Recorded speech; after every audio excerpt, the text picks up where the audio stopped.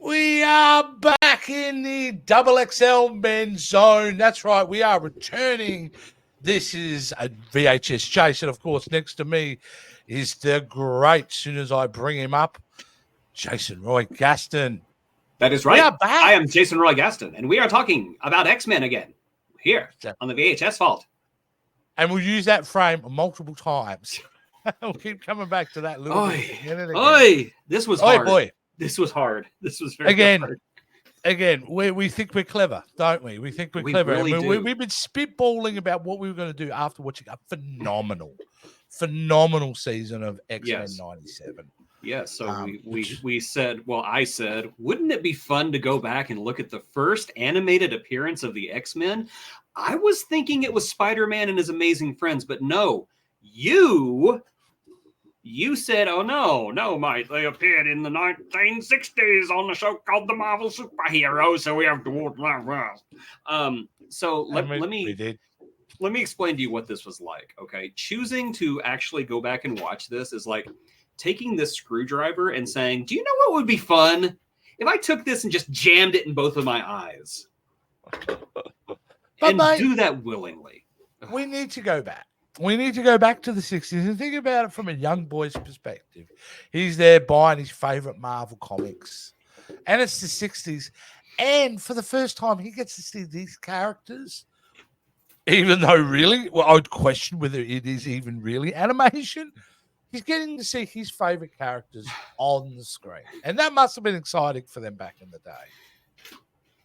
I guess. I guess. Yeah, look, it's like whenever you were back in grade school and the teacher was reading a book to you and occasionally would turn it around so you could see the pictures. Just imagine the teacher holding up the book so you could see the pictures and like cutting little holes in the character going, I am Iceman and I am doing this now. That's basically what this show is about.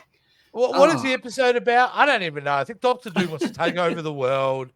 And basically, he, all the Marvel superheroes fight him to stop him because he's got this machine. Pretty much. It's very nonsensical. Yeah, it's not even like an X-Men or an Avengers story. Guys, this is a Submariner cartoon. It's a Submariner cartoon. And it's the worst theme song I've ever heard in my entire life. I wish we could play it, but we'd probably get copyright striked. But it's something along the line of under the sea is the Submariner, and he rules Atlantis. Hello, I am the Submariner, and I rule Atlantis. Oh, look, it's Dr. Doom. Hi, Submariner. I'm Dr. Doom. That's pretty much it. Yeah. That's our Dr. Doom right there. Hi, I'm Dr. Doom. Yes. He's as interested in being in this cartoon as we are watching it. I must call Doom's agent immediately. Let's have a look at way too much That was way too much personality, by the way. Mind you, I love that Captain America now looks like he's headbutting crotches. So he's looking like defeating a villain by going a different way in, if you look at that. Well, if he had a reputation for doing that, the bad guys would be like, haha, we're going to rob this bank. Oh my God, it's Captain America. Hands over crotch. We surrender. We surrender. We surrender. But we get a myriad of Marvel superheroes. There's Hawkeye. We get our Iron Man, of course. We get Thor. And then and the whole reason we're even doing this episode, we do get our introduction to the X-Men via Professor X. There he is there. The eyebrows, mate. That's cool. Mind you, the screenshot I should have had is that most of the time we see Professor X, he's hunched and crouched over his chair like this. Like for multiple scenes, which makes absolutely no reason. To me, my X-Men, I need toilet paper. It's just... But we do get our X-Men. We do get our hero shot reveal. And these are OG. I mean, look at Beast. Yeah, this is pre-Blue Beast.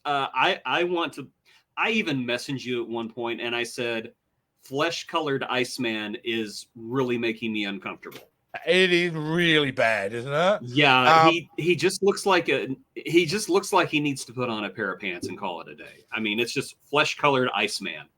Yeah. He doesn't even look like, he looks like one of those muscle figures that come in those pouches of about like 20. Yes. He looks like one of those. Yeah.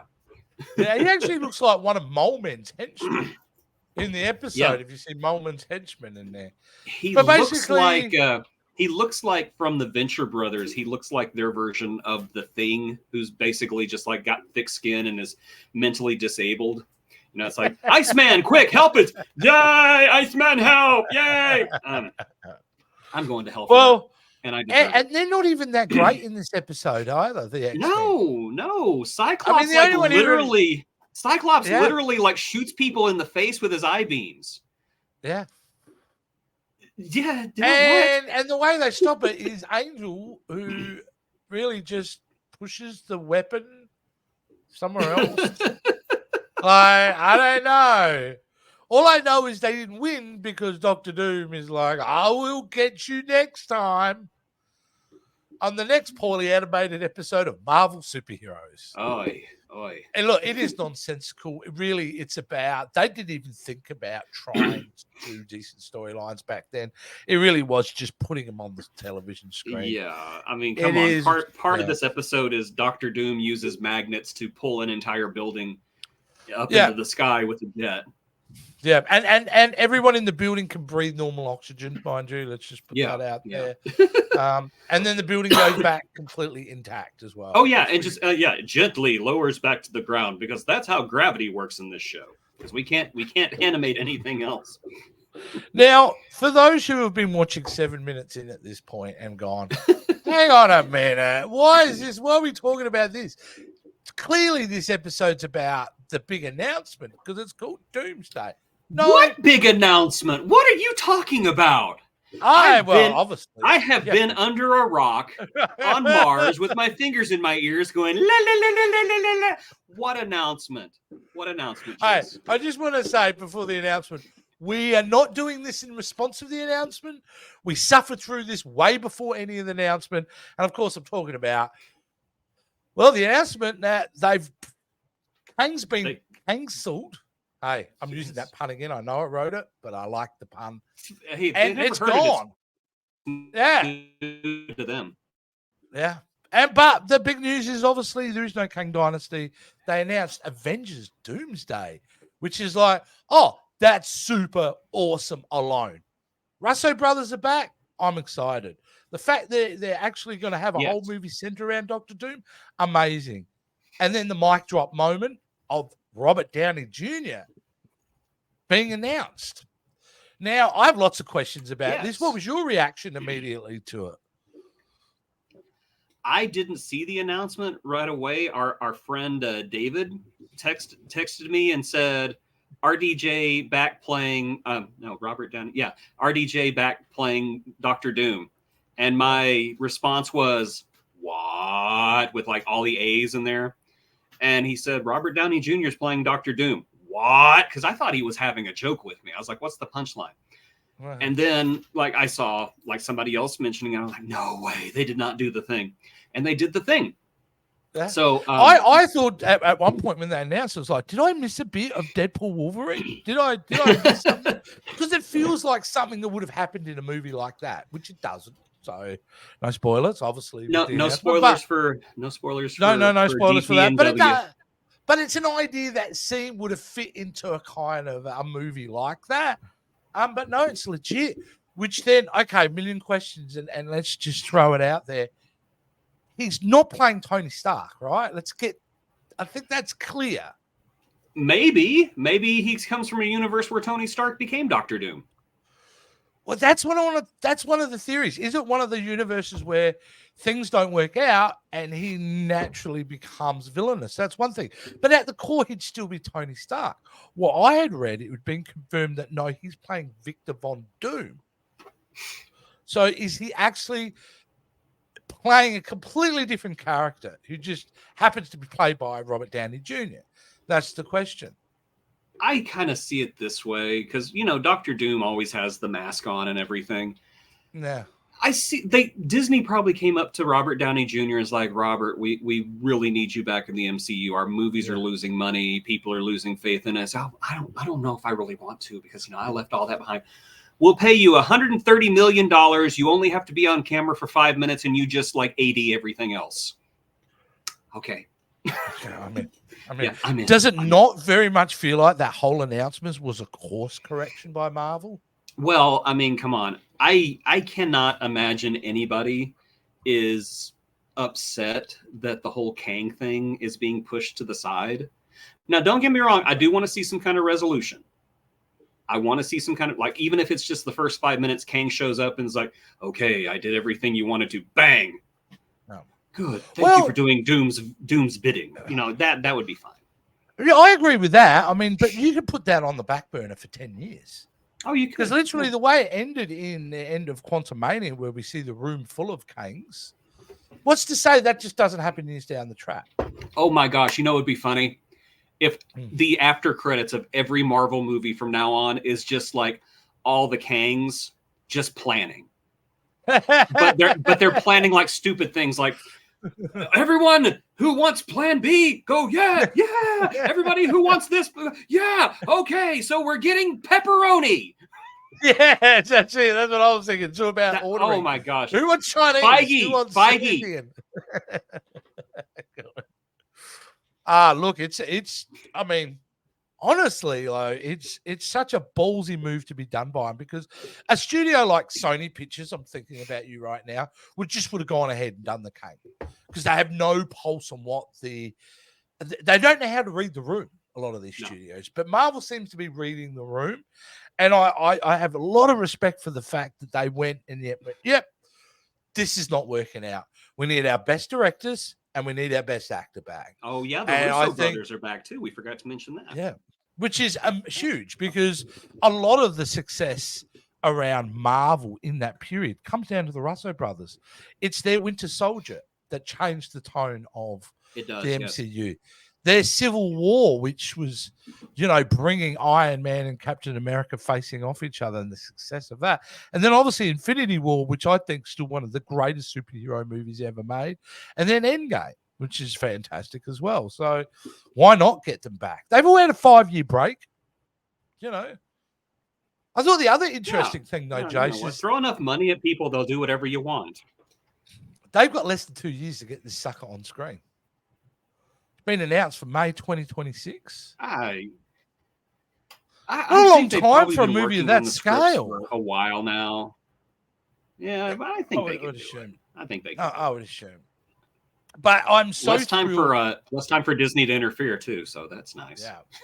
Well, that obviously you've read Secret Wars. Everybody knows about Secret Wars. The fact that they've not only made a course correction, but a course correction back to the source material is the smart thing, because we're going to be having a movie called Doomsday, which is going to build on him as a character, and knowing that he's an integral part of the first Secret Wars storyline. If you remember, he's playing a lot of the machinations around. He's very, very involved in that original comic book. So I couldn't be more excited. I think Marvel, up to that point, was one of the worst panels I'd ever seen Marvel do. Because, it was just, they were talking about their movies. Oh, yeah, promoting Captain America, promoting Thunderbolts, and then, whatever. And then I thought, oh, that was it. And then they mic dropped that. That's, what can you say? One of the great panels in the end. All I can say is take my money. That's all I can say. Take my money. Yeah. And to think of a weekend where it's all about Deadpool and Wolverine, for that to become the biggest thing that's coming out of the MCU on the weekend, that's But there you go. So we're not having much more to say about this episode because it's lame. It sucks. I'm going to pretend this episode never, ever existed. What episode? What episode? I don't know what you're talking about. But what's next?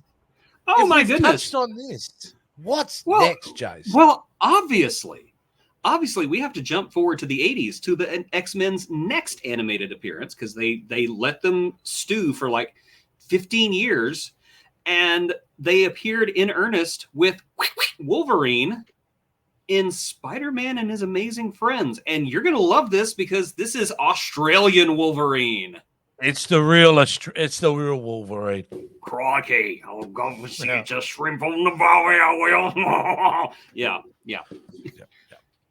So I'll talk to you after the show about a reference to that in something recently that I thought was amazing. But nevertheless, I'm really excited. Hey, look, you can say what I will defend Spider-Man and His Amazing Friends to the live long. I love Spider-Man and His Amazing Friends. Yeah, it's a fantastic animated series. So I've never seen this episode. I have. It might trigger me, but I cannot remember it. So I'm excited. I saw it back whenever it first aired in 1984-ish. So I barely remember it, but I do remember it. Yeah, fantastic. Well, I just remember the thing I remember most is, "Oi, I'm stuck." If he says that, then I think I'm gonna love this thing. So you're gonna love it. Then you're gonna love it. All right. Well, as you can see, guys, we are basically going to be diving into the X-Men animated world quite heavily. We are working our way towards the actual animated series in the 90s. And then, of course, we know for a fact that we are getting season 2 and 3 of X-Men 97. And so when they come back, we'll be doing them as well. If you guys have got any suggestions out there, like potentially maybe we've missed something in regards to animated X-Men in a period, Jason said no. And I know about Pride of the X-Men. I know it comes after Spider-Man and His Amazing Friends. Be patient. Be patient. There you go. There you go. So, yeah, we'll be trying to cover everything. But, hopefully you guys are on board with us as well as we go through the X-Men universe. And I don't know what else to say, Jace, except we're done, I think. Yes. Hold on. We're done. We're done. Oh, God, I'm cramping. I'm stuck like this. Oh, my God. I'm not stopping the recording now.